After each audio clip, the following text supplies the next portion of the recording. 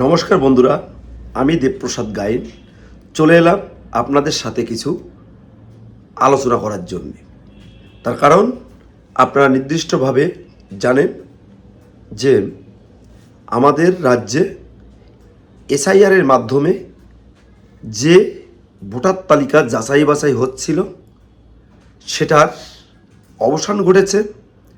তো এর প্রথম ধাপে আপনাদের অবশ্যই মনে আছে খসড়ার তালিকায় নাম বাদ গেছিল 58 লক্ষ লোকের নাম। 58 লক্ষ লোকের নাম খসড়া তালিকায় নাম বাদ গেছিল। আর আজকে যে চূড়ান্ত ভোটার তালিকাটি প্রকাশ পেয়েছে তাতে আরও 7 লক্ষ লোকের নাম বাদ পড়ল। সর্বমোট 65 লক্ষ লোকের নাম বাদ পড়ল। আমরা কিন্তু প্রথম থেকেই বলে আসছিলাম প্রচুর লোকের নাম কাটা পড়বে। তো এখনও এই যে তালিকাটা প্রকাশ পেল এর ভিতরে এখনও 60 লক্ষ ভোটার যারা আন্ডার প্রসেসিংয়ে আছে, অর্থাৎ অমীমাংসিতভাবে আছে, সেটাও যাচাই বাছাই হবে এবং দ্বিতীয় ধাপে আবার ভোটার তালিকা প্রকাশ পাবে। তো কীভাবে এই ভোটার তালিকাগুলো যাচাই বাছাই হলো? প্রথমত মৃত ভোটার বাদ গেছে একটা সংখ্যা। তারপর আপনার ডবল ভোটার, অর্থাৎ আপনার বিহারে ভোট আছে, আপনার উড়িষ্যাতে ভোট আছে, আপনার আবার পশ্চিমবঙ্গে ভোট আছে, এ ভোটটাও কাটা গেল। তাহলে মৃত ভোটার বাদ গেল, ডবল ভোটার বাদ গেল। আর আছে অনেকে মনে করেন দেশের বাইরে, কেউ বাংলাদেশে থাকে, এখানে ভোটার তালিকায় তার নাম আছে। কেউ এই দেশের থেকে বাইরে অন্য কোনো দেশে থাকে, তারও ভোটার তালিকায় নাম আছে, অর্থাৎ সে ভিনদেশি, বাংলাদেশ থেকে এসেছিল, এখান থেকে পাসপোর্ট করে অন্য কোনো দেশে গেছে, এরকম লোকেরও কিন্তু ভোটার তালিকা থেকে নাম বাদ গেছে। এখন আরও কিছু ভোটার তালিকা থেকে নাম বাদ গেছে যেগুলো স্পষ্টভাবে রোহিঙ্গা, তাদের নামগুলো কিন্তু বাদ গেছে। এইবার এই বাদ যাওয়াতে আমাদের যারা উদ্বাস্তু মানুষ তাদের কিন্তু ভোটার তালিকায় নাম ওঠার একটি সুন্দর পথ আছে। সেটা আজকে 3 বছর ধরে আমি কিন্তু বলে যাচ্ছি। সিএএ অর্থাৎ সিটিজেনশিপ অ্যামেন্ডমেন্ট অ্যাক্ট।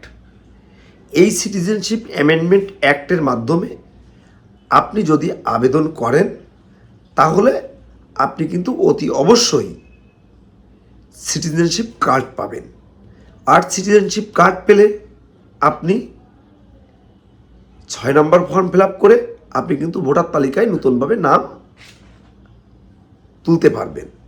আর নাম তুলতে পারবেন যখন, তখন কি হচ্ছে, আপনি কিন্তু পাসপোর্টটা করতে পারছেন। আমরা যারা পূর্ববঙ্গ থেকে এসেছি বিশেষ করে, তাদের একটা নাড়ির টান বাংলাদেশের সাথে আছে। কারণ আমাদের কারো মা বাবা বাংলাদেশে আছে, কারো আত্মীয় পরিজন বাংলাদেশে আছে। তো আমাদের কিন্তু বাংলাদেশে ইচ্ছার বিরুদ্ধে হলেও যেতে হয়। এখন যখন যেতে হয় তখন কিন্তু আমাদের পাসপোর্টের প্রয়োজন হয়ে পড়ে। তখন আমরা পাসপোর্ট করতে গেলে আমাদের কত ধরনের হ্যারাসমেন্ট ভোগ করতে হয় অবশ্যই আপনারা জানেন। আর তাছাড়া আপনি একটা দেশে বসবাস করবেন, সে দেশের নিজস্ব একটি নিয়ম কানুন রুলস আছে। তাহলে আপনি সে দেশে বসবাস করবেন অথচ সেই দেশের নিয়ম ফলো করবেন না, সেই দেশের আইন মানবেন না, এটা তো হতে পারে না। আজকে এসআইআরটা শেষ হলো বা আরও এর কিছু প্রক্রিয়া আছে, কিছুদিন এর ধারাবাহিক প্রক্রিয়া থাকবে। এরপরে এনপিআর হবে। এই নাগরিক পুঞ্জির পরপর কি হবে? এনআরসি হবে। অর্থাৎ এই ভারতবর্ষে কোনো বিদেশি মানুষ, যেটাকে উইদাউট বলে, উইদাউটরা কোনো প্রকারে এখানে থাকতে পারবে না। আমরা যদি গায়ের জোরে বলি না আমি এখানে 20 বছর বসবাস করছি, আমি এখানকার নাগরিক, সেটা কিন্তু আপনার গায়ের জোরে আপনি বলতে পারেন চায়ের দোকানে বা আপনার ঘরের ভিতরে, আইনের জায়গায় কিন্তু আপনি বলতে পারবেন না। সেই বলার যদি যোগ্যতা থাকতো, সেই ক্ষমতা থাকতো, আর এই বলাতে যদি আপনার কোনো ফল আসতো, তাহলে কিন্তু আপনি রেল স্টেশনে যখন জিআরপি আপনার হাত ধরে বলে আপনি বাংলাদেশি, কতদিন আসলি, আপনার voter card, Aadhaar card, PAN card, ration card, আপনার পাসপোর্ট দেখালেও আপনাকে কিন্তু হ্যারাসমেন্টের শিকার হতে হয়। তখন আপনার কিন্তু মনে পড়ে যে সত্যি তো এই কাগজগুলো তো আমি 2 নম্বরই পদ দিয়েই করেছি, টাকা পয়সা ঘুষ ঘাস দিয়ে করেছি। হ্যাঁ, অবশ্যই টাকা পয়সা ঘুষ দিয়েই করেছি, দালাল মারফতে করেছি, সে কথাটা কিন্তু আমরা বলতে পারি না। তখনও কিন্তু আপনাদের সাথে অনেক ডিলিংস ফিলিংসের ব্যাপার স্যাপার হয়। আপনারা যেমন জানেন, আমিও তেমন জানি। এখন আমার বক্তব্য হচ্ছে, কে কি করলো না করলো এটা আমাদের দেখার বেশি প্রয়োজন নেই। আমরা যারা পূর্ববঙ্গ থেকে উদ্বস্ত মানুষ, এখানে সত্যিকারের জীবন যন্ত্রণা নিয়ে চলে এসেছি, সত্যি আমরা একটু সুন্দর আশ্রয় খোঁজে দৌড়ে বেরিয়েছিলাম। আজকে সুন্দর একটু আশ্রয় পেয়েছি। এই আশ্রয়টুকু যেন আমরা সারা জীবন আমরা পেয়ে থাকতে পারি। এই আশ্রয়টা যেন স্বর্গ সুখের মতো আমাদের জীবনে আমরা উপলব্ধি করতে পারি। আমাদের পরবর্তী প্রজন্ম যেন এখানে স্বর্গের সুখ নিয়ে বসবাস করতে পারে, সেজন্য আমাদের কাছে একটি পথই খোলা, সেটা হচ্ছে সিএএ, অর্থাৎ সিটিজেনশিপ অ্যামেন্ডমেন্ট অ্যাক্ট। এই সিটিজেনশিপ অ্যামেন্ডমেন্ট অ্যাক্টের মাধ্যমে আপনি যখন অ্যাপ্লিকেশন করবেন, আপনার হেয়ারিং হবে, আপনার অ্যাপ্রুভ মেসেজ আসবে, আপনি সার্টিফিকেটটা পেয়ে যাবেন। তখন এক অব্যক্ত অনুভূতি, আনন্দের অনুভূতি, সেটা হয়তো ইতিমধ্যে আপনারা অনেকেই পেয়েছেন। আর যখন আপনারা এই সার্টিফিকেট পাওয়ার পরে, অ্যাপ্রুভ মেসেজ পাওয়ার পরে আমাকে আপনারা বলেন, দাদা আমার সার্টিফিকেটটা পেয়ে গেছি, আমার অ্যাপ্রুভ মেসেজটা পেয়ে গেছি। অনেকে বলেন আমি আপনার কথা শুনে, আপনার কথায় সাহস পেয়েই আমি সিএতে আবেদন করেছি এবং আবেদন করার মাধ্যমে আমি নাগরিকত্বর কার্ডটা পেয়েছি। তখন সত্যি আমার গর্বে বুক ভরে ওঠে। ওইটুকুই আমার প্রাপ্তি। এর থেকে আনন্দ আমার জীবনে আর কোনো কিছুই নেই। আজকে 3 বছর ধরে আমি কিন্তু একেবারে এই সিএ সিএ সিএ নিয়ে চিল্লাচ্ছি। আমার বন্ধু মহলে আমি কিন্তু অনেক সময় এ সমস্ত নিয়ে বিদ্রূপের সম্মুখীন হই। আমার রাজনৈতিক একটু পরিচয় আছে, সেখানেও আমি একটুখানি কোণঠাসা হই। তারাও অনেক কথাবার্তা বলে। তাছাড়া অনেকে এখানে যারা স্থানীয় নাগরিক, তারা বলে কেন তোমাদের থাকতে দিতে হবে, কী কারণে দিতে হবে। এরকম লোক আছে, ম্যাক্সিমাম লোক নয়, কিছু সংখ্যক লোক তো আছে। যেমন আপনি দেখবেন ডিএলসিতে যে সমস্ত অফিসাররা আছে, তার ভিতরেও অনেকেই আছে এই ধরনের বাদরামি কথাবার্তা বলে। অনেকে সার্টিফিকেট পাওয়ার পরেও তাদের বলছে এই এই বাংলাদেশের তো আইছে তোমার আবার এই সার্টিফিকেট, এই এই আমাদের দেশটা গেল গেল গেল গেল, এরকমও রব ওঠে। আজকে আমাকে এক ভদ্রলোক বনগা থেকে ফোন করেছিল। সে নাকি থানায় গেছিল যে আমি এই যে সিএ সার্টিফিকেট পেয়েছি, আমার নাগরিকত্ব সার্টিফিকেট পেয়েছি, আমি এখন একটু পাসপোর্ট করব এই কাগজটা দিয়ে। তখন সে রে রে রে রে করে উঠেছে। বললো তারা নাকি, বললো তারা হয় সিভিক ভলেন্টিয়ার, তাহলে পুলিশেরই কেউ, থানার সামনে ওরা আছে।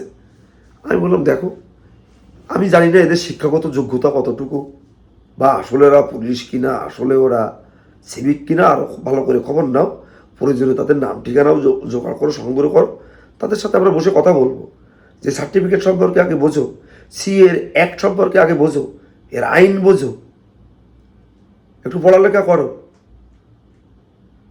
কারণ আমরা তো জানি যে গোবরে পদ্ম ফুল ফোটে, পড়াশুনো করলে অসুবিধা কোথায়, দোষ কোথায়? কোনো দোষ নেই। সিএ সম্পর্কে বোঝো, এই কার্ডটা সম্পর্কে গুরুত্ব বোঝো, এগুলো আমরা বুঝাবো, ধাপে ধাপে বুঝাবো। সে যত লেভেলের অফিসার হোক, যারা হোক, এই কার্ড যারা অবমূল্যায়ন করবে, প্রয়োজনে তাদের বিরুদ্ধে আমরা স্টেপ নেব, দরকারে মামলা করতে হয় করব। গতকালকে আমাদের তন্ময় ডাক্তার, এমবিবিএস ডাক্তার, ও এই সিএ সার্টিফিকেট দিয়ে অ্যাপ্লিকেশান করেছিল আপনার কি বলে ওটাকে, পাসপোর্টে। 2-3 দিন ঘোরানোর পরে গতকালকে তার ক্লিয়ারেন্সটা দিয়েছে। এর ভিতরে অনেক কথা আছে যেগুলো আর বলতে চাইছি না। তো আমি ওকে বলেছিলাম যে যখন যাবি কি কথা বলে সেগুলো আমাদের জানাবি, যদি পারিস রেকর্ডিং করে নিয়ে আসবি, আমরা দেখব। আরেক ভদ্রলোক, তিনিও মধ্যমগ্রামে থাকেন, সে ভদ্রলোকেরও একই রকম অবস্থা। সে আবার পাসপোর্ট অফিসে যাওয়ার পরে বলল, যদি আপনাদের ওখান থেকে থানার থেকে আপনাদের ক্লিয়ারেন্স না দিতে চায় এই সার্টিফিকেট দেখে, আপনারা সরাসরি এসপির সাথে আপনারা কমপ্লেন করুন। আমরা কমপ্লেনটা লিখে টিকে রেডি হয়েছিলাম। তো দেখলাম যে গতকালকে ওদের ভেরিফিকেশানটা সাকসেসফুল করে দিয়েছে, তাই আর ওই পথে হাঁটা লাগলো না। তা যাই হোক, আমরা আছি লড়াইয়ের ময়দানে, লড়াই সংগ্রাম চলবে, উদ্বাস্তু মানুষের স্বার্থে চলবে। আপনারা আমাদের সাথে থাকবেন, সঙ্গে থাকবেন, আর কারো কোনো কথা আপনারা শুনবেন না। আপনারা সিএর মাধ্যমে নাগরিকত্বটা নিয়ে নিন। আজকে ভোটার তালিকা থেকে নাম কাটা যাবে, এই নিয়ে কান্নাকাটি আমাদের করে কোনো লাভ নেই।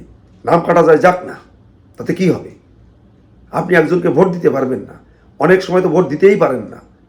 আপনি দেখবেন আপনার পাড়ার একজন এখান থেকে 5 বছর 10 বছর আগে দেখেছিলেন ভ্যান রিক্সা চালাতো, হয়তো সে দিন মজুরি ছিল, কোনো কায়দায় হয়তো পঞ্চায়েতের একটা টিকিট পেয়েছিল, ব্যাস আর দেখা লাগেনি, তার একটা মানে বিশাল বড় লাকি বাম্পার লেগে গেছে, 2তলা 3তলা বাড়ি হয়ে গেছে।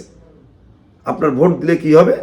ওই 2তলা বাড়ির লোকটা, সে হয়তো পঞ্চায়েত ছিল, এবার হয়তো প্রধান হবে, 2তলার জায়গায় তার 4তলা 5তলা হয়ে যাবে আপনার ভোটের কারণে।